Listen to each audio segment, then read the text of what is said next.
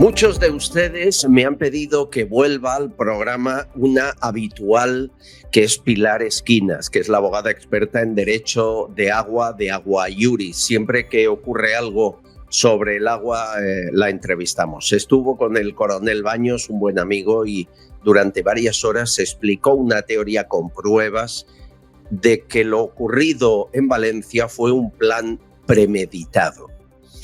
Sé que lo que va a contar es grave y además, los programas de La Sexta que nos miran con lupa estarán felices, ¿no? Porque les encantan las conspiraciones. Pero como lo que buscamos es la verdad y mi oficio es preguntar, me van a permitir que aclaremos y que diga lo que le dé la gana, con pruebas, con documentos, como siempre hace esta mujer. Es evidente que lo sucedido en Valencia se magnificó porque quisieron que se magnificara. ¿Cómo? No enviando ayuda. No enviando ayuda, todavía a día de hoy hace falta mucha que no llega. Por lo tanto, alguien quiere, por el motivo que sea, posiblemente político, pero quizá también económico, que aquello siga devastado. Lo que digo es muy cruel, pero a las pruebas me remito. La falta de asistencia ha sido clamorosa. No reconocer la ayuda de otros países, no enviar al ejército y enviarlo a cuentagotas. Si necesitan ayuda, que la pidan, no hace falta que les diga más. Pero hay un plan premeditado, había un plan previo para provocar esa inundación. Si la gota fría, aunque no hubiese sido tan abundante, podrían haber provocado algo como lo que ocurrió. Hay muchos lugares donde los vecinos me cuentan que no llovió y sin embargo han muerto gente. Por lo tanto, casi fue más la apertura de presas que la lluvia en sí en muchas ciudades y localidades afectadas. Hablemos con la experta. Pilar Esquinas, bienvenida, ¿cómo estás? Muy buenas, muy encantada y de verdad muchísimas gracias por alojarme otra vez en tu casa y poder conversar contigo. Bueno, es que tu afirmación es muy grave. Tú aseguras que 4 días antes, el día 25 de octubre, ya estaba esto planificado para provocar una riada como la que se produjo el día 29. Cuéntame, por favor. Pues a ver, lo primero de todo, nosotros estábamos en la zona, estaba viendo unos clientes en la zona de Valencia y bueno, pues durante el viernes, sábado y domingo, 25, 26 y 27 estábamos en la zona. El Palleter, Juan Biel Palleter, sí, hace un vídeo el día 25 informando de que los radares no estaban funcionando. Cierto. De hecho, nosotros, como viajamos con caravana, estamos constantemente mirando los satélites y bueno, pues por el tema de la lluvia. Y resulta que estábamos en la zona de Minglanilla, Requena y Utiel, cayendo una tromba de agua increíble que nos tuvimos que guarecer el mismo viernes 25 debajo de en una gasolinera porque no se podía circular, los coches estaban completamente parados en la carretera y mirabas el móvil y te decía que había sol, que no había ninguna nube. Entonces, había algo que no nos cuadraba. Claro. Durante esos 3 días, yo te digo que nosotros estuvimos en la zona, porque estuvimos en la zona de Pego y Oliva, veíamos como una gran nube estaba situada en la zona de Valencia y en la zona norte de Valencia y decidimos, en vez de volver a Madrid por Valencia, volvimos por Alicante. A la altura de Alicante nos cayó una tromba de agua increíble y volvimos con lluvia hasta Tarancón sin parar de llover. O sea, que tú ya tienes, cuando tú estás en un episodio de lluvia y te estás caracterizando, yo llevo 20 años, 24 años conociendo el tema del agua, pero también soy hija y nieta y hermana de agricultores, o sea, que otra cosa de campo conozco. Entonces, cuando tú ya tienes un territorio que ya está empapado de agua, y ya llevas 3 días con el tema del agua, pues ese terreno, una cosa es cuando te cae una tormenta, te cae en el momento y te arrastra. Pero tú ya llevabas un tiempo que ya estaba, la tierra ya estaba mojada y estaba con capacidad. Claro, tú cuando tienes estos episodios, tienes que contar también con el agua de escorrentía de ladera que te está llegando en los barrancos. Y sobre todo, si vas a aplicarlo luego para llegar y soltar agua, pues porque tienes que desaguar, tienes que contar, los expertos y profesionales que están en las confederaciones, esto lo tienen que tener en cuenta a la hora de abrir. Nosotros nos preocupamos mucho cuando el martes 29 empezamos a ver la tragedia que estaba ocurriendo. Pasa todo esto, el estado de shock, lo que ocurre, bueno, pues esas terribles imágenes, que Albert ha muerto gente que estaba en su casa. Es que estamos hablando que mucha de la gente que falleció, muchos niños, mucha gente mayor, estaba en su casa, estaban en sus garajes, estaban en un centro comercial. Entonces, estamos hablando de que esto es muy grave y que a la población no se le avisó. ¿Qué ocurrió? Yo empiezo a nivel técnico, había algo que no me cuadraba. Y empiezo a ver, porque una lluvia de ese extremo, tan extrema, y más cuando eran desembocaduras, estamos viendo los coches cómo estaban totalmente en carreteras, en autovías, estamos viendo cómo movían los camiones, los tractores, o sea, estaba todo empotrado, no cuadraba de una dana, de una lluvia que te puede venir por una ladera. Y más en la envergadura. Claro, empecé a llamar a comunidades de regantes y me encuentro que el trasvase Júcar-Turia está reventado. Porque esto comunica, para entender de qué pasa con Valencia, la huerta valenciana siempre ha sido muy poderosa y los regantes siempre han sido una gente muy trabajadora, muy de conocer su agua. Y otra cosa no será, pero la Confederación del Júcar, en temas de chanchullos de agua, siempre ha habido de llegar y te vendo derechos, yo te paso las acciones. De hecho, hay comunidades de regantes, comunidades de usuarios, agrupaciones civiles, y tienen el Tribunal de las Aguas de Valencia. O sea, estamos hablando de que es una zona que está con una retícula de canales, de acequias, de tuberías, que perfectamente se comunican unos ríos con otros porque están constantemente vendiéndose esos trasvases. Sí. Bueno, pues yo llego y empiezo a llamar a comunidades de regantes de Forata y me dicen que las acequias y el canal de derivación está reventado. Empezamos a comprobar que en Mira, una tubería que había estado 300 años, que era la que llegaba y facilitaba el agua, han reventado. Había un montón de infraestructuras que estaban reventadas por el tema del agua. ¿Reventadas por la fuerza del agua o por Pues otros motivos? Porque tú cuando llegas y sueltas el agua en alta, o sea, tú cuando abres una presa, puedes tener, si esa presa es pues para generar hidráulica, pues llega y vuelve otra vez al río.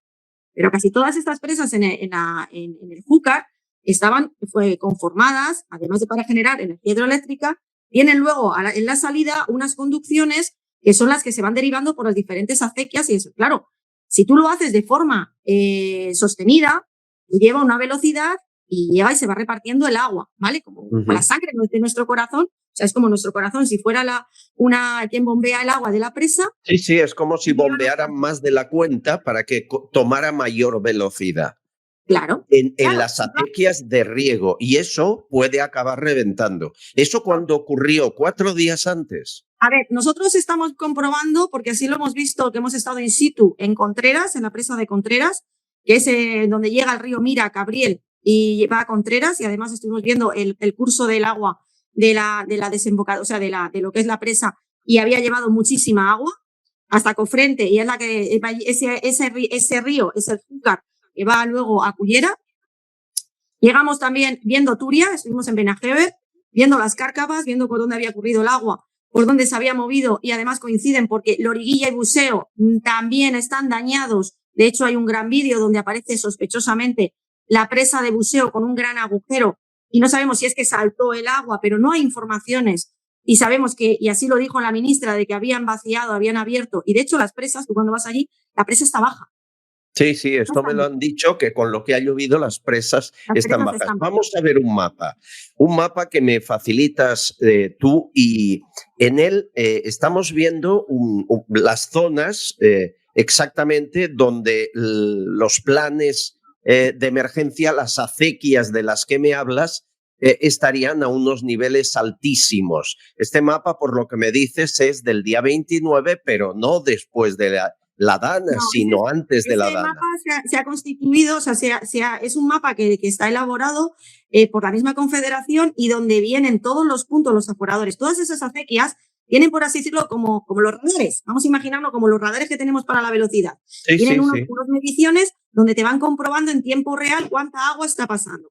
Es decir, ahí ya había un paso de agua muy elevado, mucho más elevado de lo normal. El sistema automático de información hidráulica estuvo informando todos los puntos rojos que estáis viendo ahí.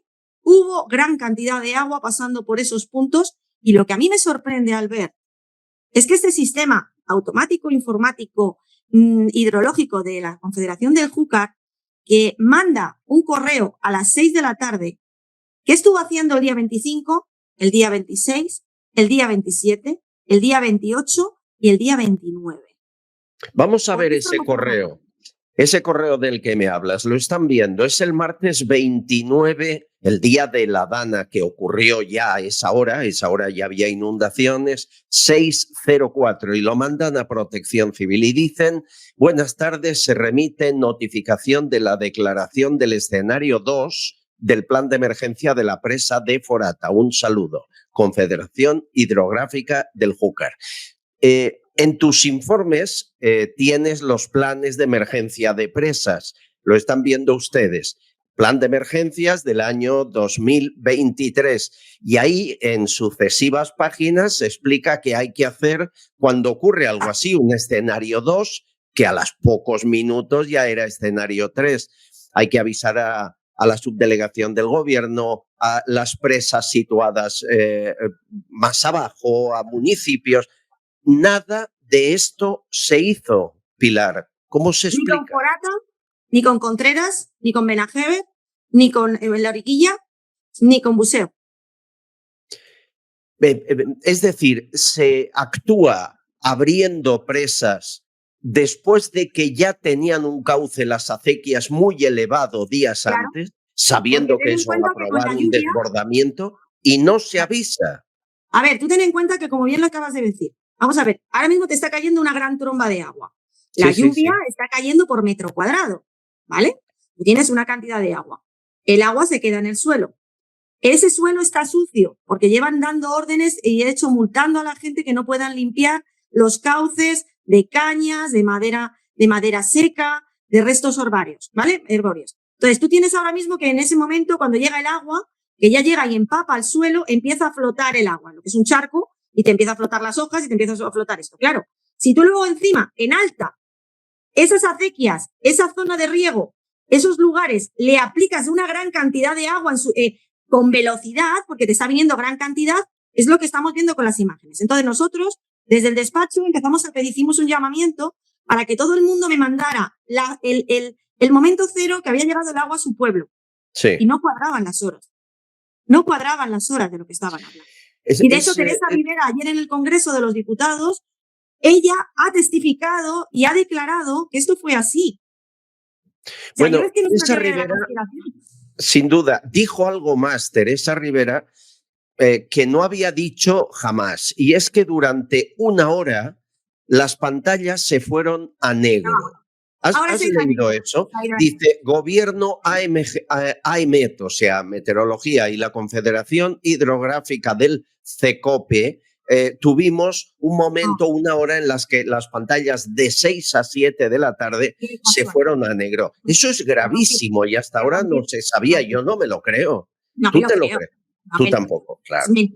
Es mentira, pero además, por favor, ¿me puede decir dónde está el presidente de la Confederación Hidrográfica?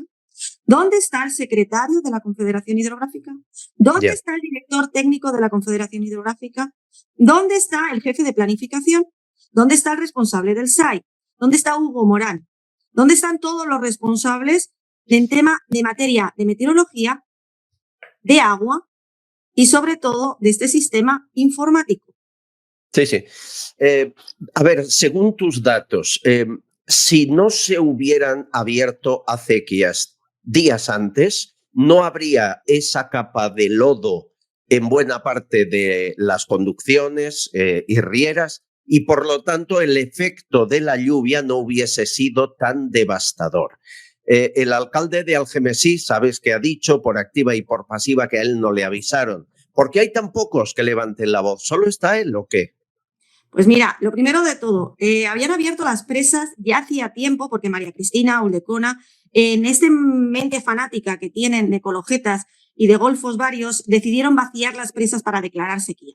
Tú, cuando declaras sequía, y aquí lo hemos hablado en tu programa, cuando tú declaras sequía, el político toma la decisión en las concesiones y pueden meter mano en la caja con el tema de las obras y con estos proyectos del proyecto que se inventan.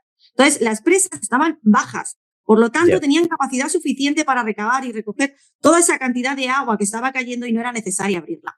Lo que pasa, y ahora os invito a la gente que nos está escuchando, de que veáis cómo están abriendo ahora otras presas en el Ebro, en la zona de Guadalquivir, en Guadiana, porque han decidido los fanáticos y los ecologistas que los sedimentos tienen que correr y fluir por el río. Mire usted, los sedimentos que están en una presa, a lo mejor es que ahora en el momento que necesitan, porque un sedimento son los lodos. ¿Qué me estás diciendo? ¿De que es que abriste las compuertas para que los sedimentos llegaran al mar? Porque acabas de cargarte miles de personas, acabas de matar a un montón de gente, acabas de destruir un montón de negocios, acabas de llegar y destruir una de las zonas de las más ricas y más bonitas del mundo. Hay un dato que me pasan oyentes y hemos confirmado que es así. A ver, hay una compañía que se llama Energy, HI, que pertenece o antes o es filial de Harbour Energy de Reino Unido, que es una petrolera y que tiene la inversión, el proyecto de 1.300 millones de euros para una nueva planta solar de 148 megavatios en la zona inundada. Hablamos de Macastre, Chiva, Turis, Alberche o Godelleta. Hablamos de 335 hectáreas de terreno con placas solares.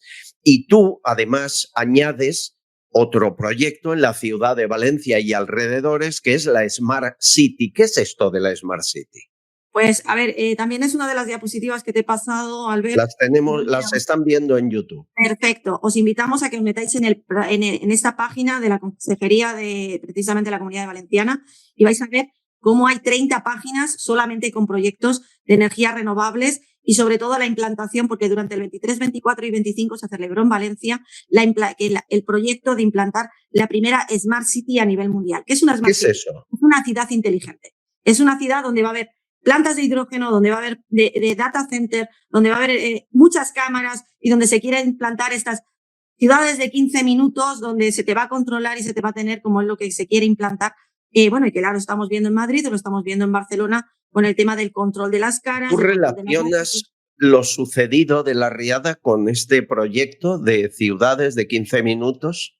Sí, además totalmente. En su mente fanática y viendo de lo que son capaces, Albert, porque lo que son capaces, que no, además la humillación a las víctimas. ¿Cómo se está impidiendo, por ejemplo, incluso que puedas reconocer a tus muertos, que sepas realmente qué ha pasado y qué situación tienes de futuro? Y máxime cuando lo primero que hicieron, nada más liarla, es que ya, por ejemplo, en Mira, el Letour, porque no hay que olvidar el río Segura, porque también ocurrió el Letour a la misma hora, la misma desgracia. En el río Piedra, en el nacimiento del río Tajo, también en la altura de Molina de Aragón, también hubo un problema grave de este tipo de tormentas. Y ha habido de repente unos grandes carteles, te vas a donde ha habido esa zona peligrosa y esa zona devastada, y han aparecido unos carteles de Plan Restaura, Letour o Mira o los pueblos que eso, 25-28. Claro, hay 30.000 millones de euros que quieren llegar y ahora a hacer aquí, sobre todo el control del agua. Porque yo lo que sí que hacemos una invitación a que todo el mundo que tengan cuidado con estas ayudas, porque ya estamos viendo que te dan una ayuda, pero tienes que devolverlo a los 3 meses, o el 80%, y sobre todo porque los fondos de inversión con esta tragedia son los que van a implantar su ley y orden, los que se van a quedar con el territorio a bajo precio y van a poder expropiar, porque no hay que recordar que en julio el señor Pedro Sánchez y Teresa Rivera aprobó que se pudiera expropiar de utilidad pública estos proyectos de energías renovables y además con una tragedia donde te han arrasado todos los árboles, toda tu vida, todas tus casas, ahora es muy baratito el llegar y hacer implantar estas infraestructuras. Es muy grave lo que está pasando. Es muy raro y es muy grave lo que cuentas, pero la sospecha está ahí. Yo aún quiero confiar en la justicia. Esto acaba de empezar. Hay demandas para todo el mundo. Teresa Rivera, la primera. Hay denuncias. A ver si en la investigación un juez inteligente y libre llega hasta el final. Ojalá sería la primera vez. Pilar Esquinas, abogada experta en agua, Agua Iuris, muchas gracias, como siempre, por estar pendiente. Un abrazo. Muchísimas gracias.